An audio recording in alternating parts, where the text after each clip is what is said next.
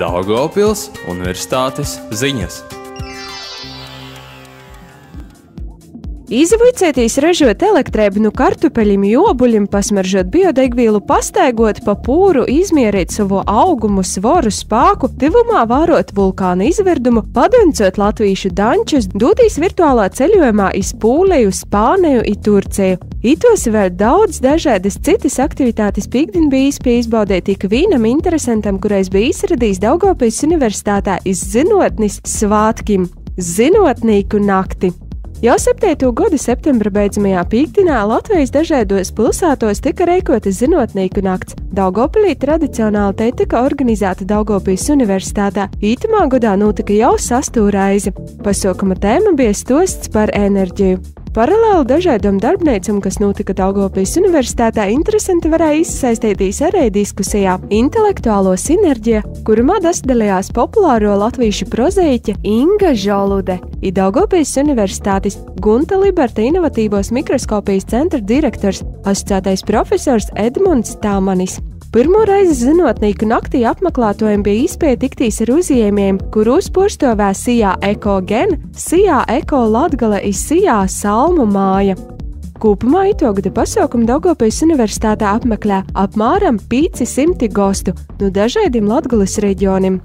Pasaukumu organizētoji Daugavpils Universitātē izsaka pateicību ikvienam dalībniekam, kurais dasdalījās ar savam aktivitātēm pasauciņu veidošanā, ja aicināja apmeklētojus jau pavisam drīz piesaistīties Daugavpils Zinotnes festivālā, kas jau 7. reizi notiks Daugavpils Universitātē. Itamā gadā festivāls norisinosies no 29. oktobra līdz 2. novembram.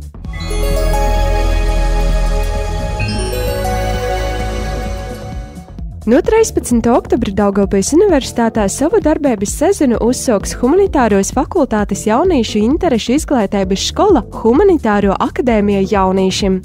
Akadēmijā tiek aicinot dasacītīs Latvijas vidusskolu 10. līdz 12. klašu skolāni, orotškolu audziekņi i citi jaunieši, kuri padziļinotā interesējās par humanitārajām zinotnēm.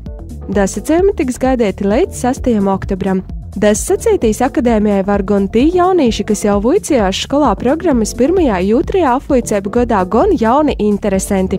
Humanitārajā akadēmijā jauniešiem lekcijas lasīja praktiskos nodarbības vada kompetenti erudīti Latvijas kultūras un mākslas darbinieki i Daugavpils Universitātes humanitāros fakultātes docētoji.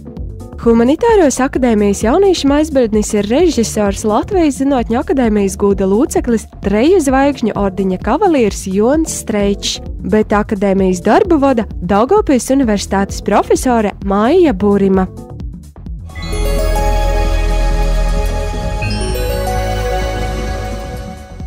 Arī itogada oktobra Daugavpils Universitātē darbā izsāks arī Austrum Latvijas literāro akadēmija, kur būs iespēja izapaustīs tim, kuras vilināja vorda māksla i teksta radizbūrveiba.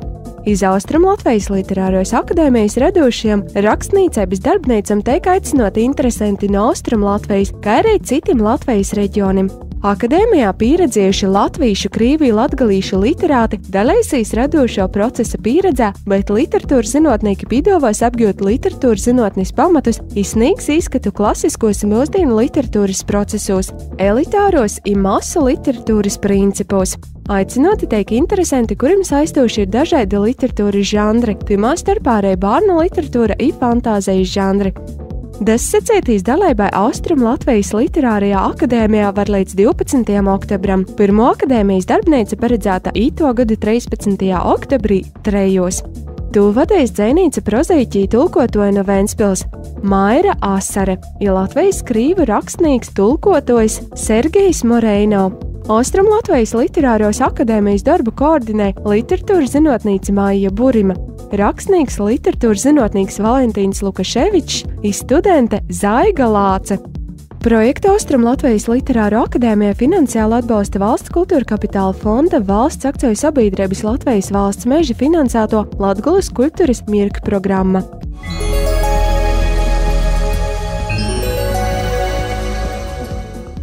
Papildus informācija par rītam un citām Daugavpils Universitātes aktualitātēm atrunama Universitātes sācislapā www.du.lv.